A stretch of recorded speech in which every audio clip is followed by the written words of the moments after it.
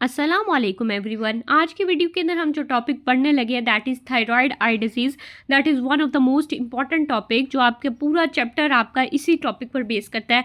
आप पूरा चैप्टर छोड़ सकते हैं लेकिन इसे एक टॉपिक को नहीं छोड़ सकते। 90% तक आपका SCQ जो है वो इसी टॉपिक में से आता है, तो आपने इस टॉपिक को बहुत अच्छे से तैयार करना है। सबसे पहले हम देख लेते हैं जी आपके पास ये क्या कॉज करता है। तो ये आपके पास प्रोप्टोसिस कॉज करता है, जो यूनिलेटरल भी हो सकती है और बायलेटरल भी हो सकती है। अब हम इसके रिस्क फैक्टर्स देख लेते हैं। तो ये आपके पास मोस्ट कॉमन है, जो बोथ आपके पास यूनिलेटरल या बायलेटरल प्रोप्टोसिस कर सकते हैं। अब इसके अंदर आपके पास एसोसिएटेड सिम्टम्स क्या होते हैं। तो ये आपके पास हाइपर थायरॉयडिज्म की वजह से कॉज होता है 90% तक, लेकिन ये आपके पास हाइपो की वजह से भी हो सकता है 4% तक, और साथ ही आपके पास यूथायरॉयडिज्म की वजह से भी 6% तक कॉज हो सकता है। लेकिन मेजरली आपके पास हाइपर थायरॉयडिज्म वाले पेशेंट्स में ये आपको देखने में मिलता है। ठीक हो गया। तो ये आपने कुछ इंपॉर्टेंट बात जो है वो इसकी ज़रूर याद रखनी है। कई बार ये आपके 1-2 नंबर के SCQ में पूछ ली जाती है। ठीक हो गया जी। साथ ही आपके जो भी पेशेंट के अंदर ये कॉज होगा तो उसके अंदर 85 to 90% तक उस पेशेंट के अंदर क्या होगा, उसके अंदर सर्कुलेटरी TSH जो है रिसेप्टर एंटीबॉडीज़ जो है वो मौजूद होंगी। और ये मोस्ट कॉमनली आपके पास फीमेल्स में होता है, वुमेन में होता है, और 8:1 है आपके पास, यानी 8 times मोर कॉमन है in women than that of the mail.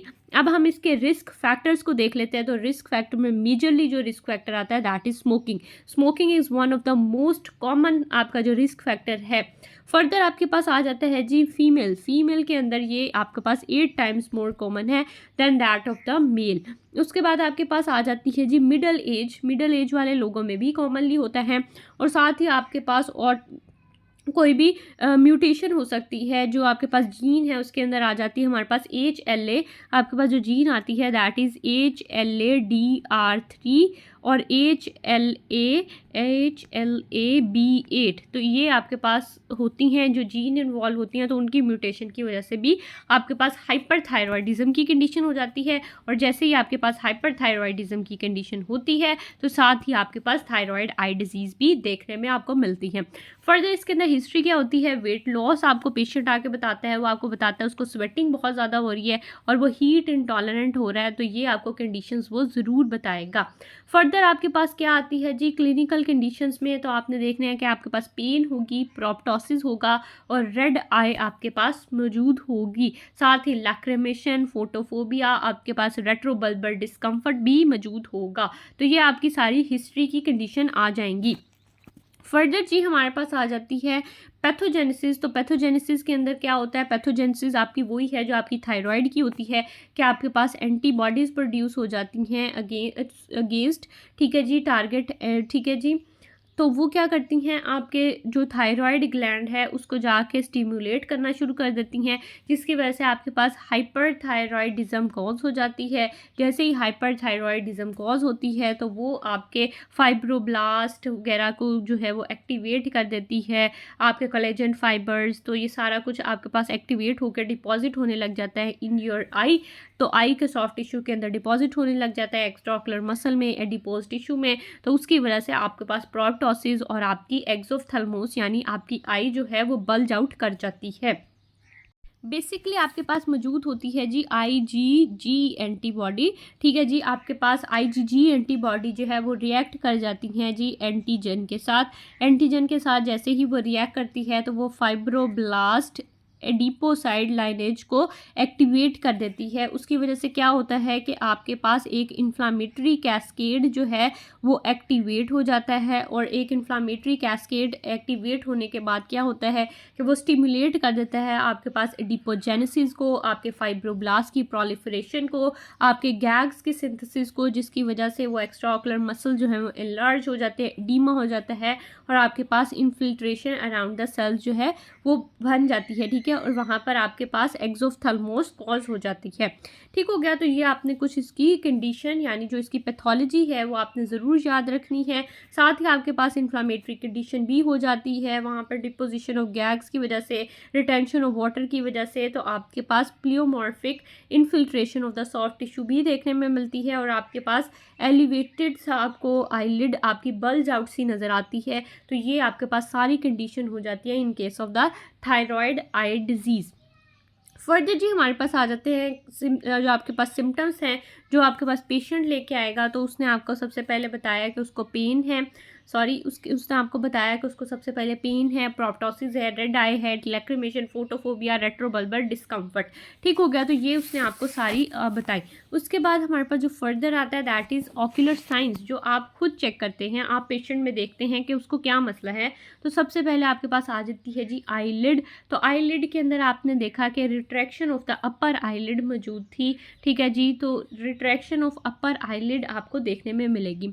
साथ ही आपको क्या मिलेगा, आपको डलरम्पल साइन देखने में मिलेगा। डलरम्पल साइन में क्या होता है, retraction of the upper eyelid हो जाती है इन द प्राइमरी पोजीशन, तो that is known as the Dalrymple sign.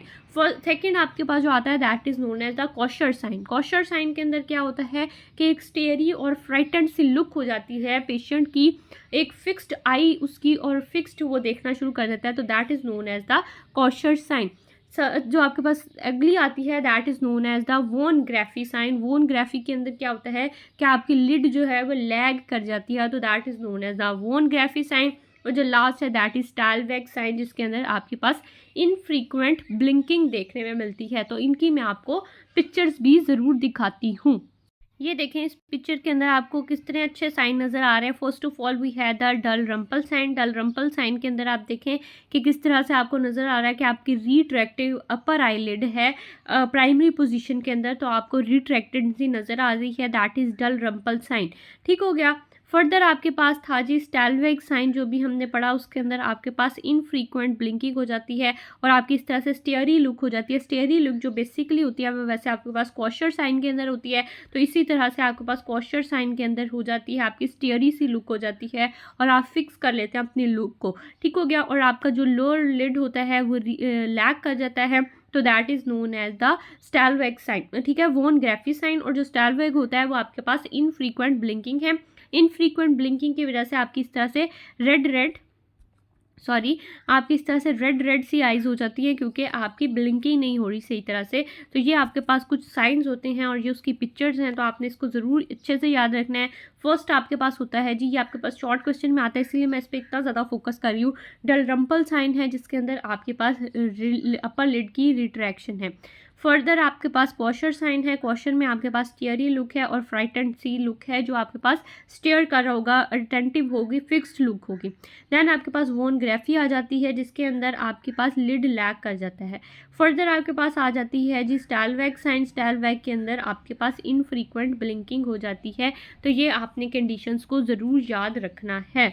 Next आपके पास आ जाता है कि आपका सॉफ्ट टिश्यू इन्वॉल्व हो सकता है। तो जब भी आपका सॉफ्ट टिश्यू इन्वॉल्व होगा तो आपके पास ऑर्बिटल कंजेशन होगी, आपके पास प्री ऑर्बिटल स्वेलिंग होगी, हाइफीमा मौजूद हो सकता है, आपके पास कंजक्टाइवल कीमोसिस हो सकता है, सुपीरियर लिम्बिक केराटोकंजक्टिवाइटिस हो सकता है। तो ये आपके पास डिफरेंट कंडीशंस देखने में मिल सकती हैं। साथ ही आपके पास प्रोप्टोसिस भी हो सकता है। तो प्रोप्टोसिस आपके पास एक्सोफ्थल्मोस होता है, ऑप्टिक न्यूरोपैथी हो सकती है जिसकी वजह से आपकी रिड्यूस्ड विजुअल एक्विटी होगी, ऑप्टिक एट्रोफी हो सकती है, रिस्ट्रिक्टेड मायोपैथी यानी आपके पास मोबियस साइन होगा, जो अभी मैंने आपको पिक्चर में भी दिखाया था, मोबियस साइन। साथ ही आपके पास क्या होगा कि आपके रिस्ट्रिक्टेड ऑक्यूलर मसल की जो मूवमेंट है वो हो जाएगी और वीकनेस ऑफ द कन्वर्जेंस हो जाएगी, तो that is known as the Mobius sign. तो आपने इसको ज़रूर अच्छे से याद रखना है। नेक्स्ट हमारे पास आ जाती है जी Werner's classification of the thyroid ophthalmopathy. तो इसको हम याद करते होते हैं जी no specs, NOSPECS, no spec से आपने इसको याद रखना है। एन से आपके पास आ जाता है नो साइन एंड सिम्टम, ये ग्रेड 0 है। देन आपके पास ग्रेड 1 में आ जाता है ओनली आपकी लिड की रिट्रैक्शन है। देन आपकी ग्रेड 2 में आ जाता है कि सॉफ्ट टिश्यू की इन्वॉल्वमेंट होगी है, यानी आपके पास साइन एंड सिम्टम आना शुरू हो गए हैं। ग्रेड 3 में आपके पास पी से आ जाता है जी प्रोप्टोसिस हो जाएगा। ग्रेड 4 में ई से आपके पास आ जाता है एक्स्ट्रा ऑक्युलर मसल की इन्वॉल्वमेंट हो जाएगी, उनकी मूवमेंट जो है वो रिस्ट्रिक्टेड हो जाएगी। साथ ही ग्रेड 5 देखें जिसके अंदर कॉर्निया इन्वॉल्वमेंट हो जाएगी। एंड ग्रेड 6 देखें जिसके अंदर आपकी साइट ही बिल्कुल लॉस कर जाएगी। तो एन से आपके पास नो साइन एंड सिम्टम, ओ से आपके पास ओनली लिड रिट्रैक्शन है, एस से आपके पास सॉफ्ट टिश्यू इन्वॉल्वमेंट, पी से आपके पास प्रोप्टोसिस, ई से आपके पास एक्स्ट्रा ऑक्युलर मसल की इन्वॉल्वमेंट, सी से आपके पास कॉर्नियल इन्वॉल्वमेंट और एस से आपके पास आ जाता है कि साइट लॉस हो जाएगी। तो ये आपने नो स्पेक्स के निमोनिक से इसको ज़रूर याद रखना है। फर्दर हमारे पास आ आती है कि हमने इसकी इन्वेस्टिगेशन क्या करानी है। तो इन्वेस्टिगेशन के अंदर हम थायराइड के टेस्ट करा लेंगे, जिसके अंदर हम सीरम TSH चेक कर लेंगे। सीरम TSH जो है वो आपको लो नज़र आएगा। साथ ही आप serum T3 and T4 check करेंगे, जो आपको हाई नज़र आएंगे। साथ ही आप रेडियो एक्टिव आयोडीन अपटेक को भी ज़रूर देख लेंगे। फर्दर आप देखेंगे जी ऑक्यूलर मसल की जो इन्वॉल्वमेंट है वो आप अल्ट्रासोनोग्राफी, CT स्कैन और MRI से चेक करेंगे। ठीक हो गया जी। अब हमने डायग्नोसिस बनाना है, तो हमने हाइपरथायरॉयडिज्म से देख लेना है, हमने ऑक्यूलर साइंस देख लेने हैं एंड फर्दर हमने इन्वेस्टिगेशंस करवा लेनी है। आपकी आ जाती है जी लास्ट में हमारे पास ट्रीटमेंट। तो ट्रीटमेंट जो है आपके 2-3 तरीक़ों से होनी है। एक तो हमारे पास ये है कि हम ट्रीटमेंट करेंगे हाइपरथायरॉयडिज्म को, यानी हम कॉज को ट्रीट करेंगे एंड फर्दर फिर हम जाएंगे अपनी ट्रीटमेंट यानी सर्जरी की तरफ। तो सबसे पहले हमने क्या करना है, हमने ट्रीटमेंट करनी है हाइपरथायरॉयडिज्म की। तो उसके अंदर हमने एंटी थायराइड ड्रग दे लेनी है, जिसके अंदर हमारे पास कार्बामिजोल आ जाती है, प्रोपाइल थायोयूरासिल आ जाती है। साथ ही हम थायरॉयडेक्टमी कर सकते हैं, हम रेडियो एक्टिव आयोडीन दे सकते हैं। तो इस तरह से हम हाइपरथायरॉयडिज्म को ट्रीट करेंगे। फर्दर हमारे पास जो ऑक्यूलर डिस्कम्फर्ट हो रहा है, जो ड्राइनेस हो रही है हमारे पास इनफ्रीक्वेंट ब्लिंकिंग की वजह से, तो उसको हम कैसे ट्रीट करेंगे। तो हम आर्टिफिशियल टीयर्स दे लेंगे, हम कोई लुब्रिकेंट दे लेंगे, हम आई लिड की टेपिंग कर लेंगे, हम टॉपिकल स्टीरॉइड्स या एनसिड्स वगैरह दे देंगे। फर्दर आपके पास आ जाता है जी हमने ऑर्बिटल डीकम्प्रेशन किस तरह से करना है। तो ये आपके पास एक्सपोजर केरेटोपैथी, नर्व की कंप्रेशन या प्रोप्टोसिस एडवांस हो गई है, तो उसके अंदर हम कर सकते हैं। ठीक है जी। इसमें आप ऑर्बिटल रेडियोथेरेपी कर सकते हैं। नॉन सर्जिकल में स्टीरॉइड्स दे लेंगे, जिसमें ओरल प्रेडनिसोलोन वगैरह आ सकता है। आईवी के अंदर आप मिथाइल प्रेडनिसोलोन दे सकते हैं। साथ ही सर्जिकल में आप रिमूव कर लेंगे वॉल ऑफ द ऑर्बिट को। फर्दर आपके पास आ जाती है जी एक्स्ट्रा ऑक्यूलर मसल की सर्जरी। तो हम ट्रीट कर सकते हैं एक्स्ट्रा ऑक्यूलर मसल की सर्जरी के ज़रिए से, जिससे हम डिप्लोपिया को जो है वो ट्रीट करेंगे और हम अचीव कर लेंगे सिंगल विजन को, बाइनोकुलर सिंगल विजन को हम अचीव कर लेंगे।